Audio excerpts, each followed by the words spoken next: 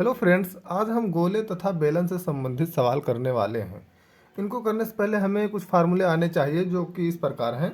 पहला है कि गोले का आयतन बराबर होता है 4/3 पाई आर क्यूब। मैंने इधर छोटा सा गोला बनाया है जिसकी त्रिज्या हमने स्मॉल आर ले रखा है। तो इस गोले का आयतन क्या हो जाएगा? 4/3 पाई आर क्यूब। गोले का संपूर्ण वक्र पृष्ठीय क्षेत्रफल हो जाएगा 4 पाई आर स्क्वायर। ठीक। बेलन में देखिए, आर त्रिज्या तथा एच ऊंचाई वाले बेलन का आयतन होता है पाई आर स्क्वायर एच। मैंने इधर एक बेलन बनाया हुआ है जिसकी ऊंचाई एच है और त्रिज्या स्मॉल आर है। तो इसका आयतन क्या हो जाएगा? पाई आर स्क्वायर एच। बेलन का वक्र पृष्ठीय क्षेत्रफल हो जाएगा 2 पाई आर एच। वक्र पृष्ठीय क्षेत्रफल का मतलब ये वाला, यहाँ से और ये वाला जो होता है। ठीक।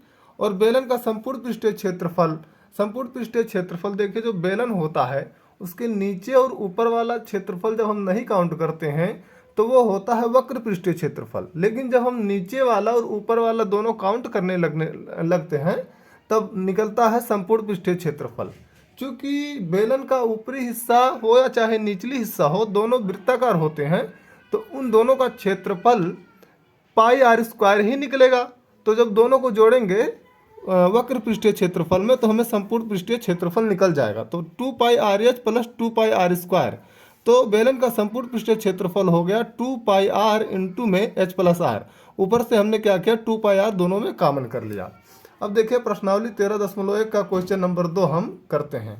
क्वेश्चन नंबर 2 ये है कि कोई बर्तन एक खोखले अर्धगोले के आकार का है। खोखले अर्धगोले के आकार का है।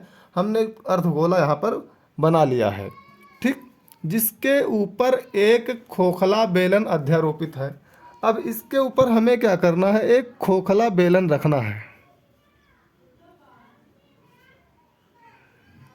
हमने एक खोखला बेलन इसके ऊपर से रख दिया। हमने एक खोखला बेलन इसके ऊपर रख दिया। अर्धगोले का व्यास 14 सेंटीमीटर है और इस बर्तन की कुल ऊंचाई 13 सेंटीमीटर है। इस बर्तन का आंतरिक पृष्ठीय क्षेत्रफल हमें ज्ञात करना है। क्योंकि अर्धगोले का व्यास 14 सेंटीमीटर दे रखा है तो इसलिए इसकी त्रिज्या जो हो जाएगी, व्यास बटा 2 होता है, तो 14/2 करेंगे तो 7 सेंटीमीटर आएगा। देखिए हमने यहाँ अर्धगोले की त्रिज्या 7 सेंटीमीटर ले रखा। ठीक। अब जो हमें पूरे बर्तन की ऊंचाई दिया है वो दिया है 13 सेंटीमीटर। मतलब यहाँ से आपका यहाँ तक दिया है 13 सेंटीमीटर। तो बेलन की ऊंचाई अगर हम निकालना चाहें, जो कि ये होगा यहाँ से यहाँ तक, तो 13 में से अगर हम 7 घटा दें तो हमें बेलन की ऊंचाई निकल जाएगी। क्योंकि 13 टोटल है, इसमें से इतना अगर हम हटा दें तो बेलन की ऊंचाई निकल जाएगी। तो बेलन की ऊंचाई हो जाएगी 6 सेंटीमीटर। 13 में की 7 घटाएंगे तो 6 सेंटीमीटर आएगा। अब हमसे जो प्रश्न किया गया है वो है कि बर्तन का आंतरिक पृष्ठीय क्षेत्रफल ज्ञात करना। तो बर्तन में 2 चीजें लगी हुई हैं, एक है आपका अर्धगोला और दूसरा है बेलन। तो हमें अर्धगोले का वक्र पृष्ठीय क्षेत्रफल और धन में बेलन के वक्र पृष्ठीय क्षेत्रफल को निकालना होगा। अर्धगोले का वक्र पृष्ठीय क्षेत्रफल हम कैसे निकालें? हमें मालूम होता है कि गोले का जो पृष्ठीय क्षेत्रफल होता है वो होता है 4 पाई आर स्क्वायर। क्या होता है? 4 पाई आर स्क्वायर। अभी हमने ऊपर आपको बताया है।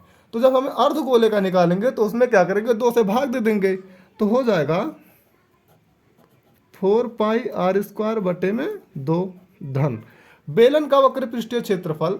तो बेलन का वक्र पृष्ठीय क्षेत्रफल हमने अभी आपको ऊपर बताया है, होता है आपका 2 पाई आर एच।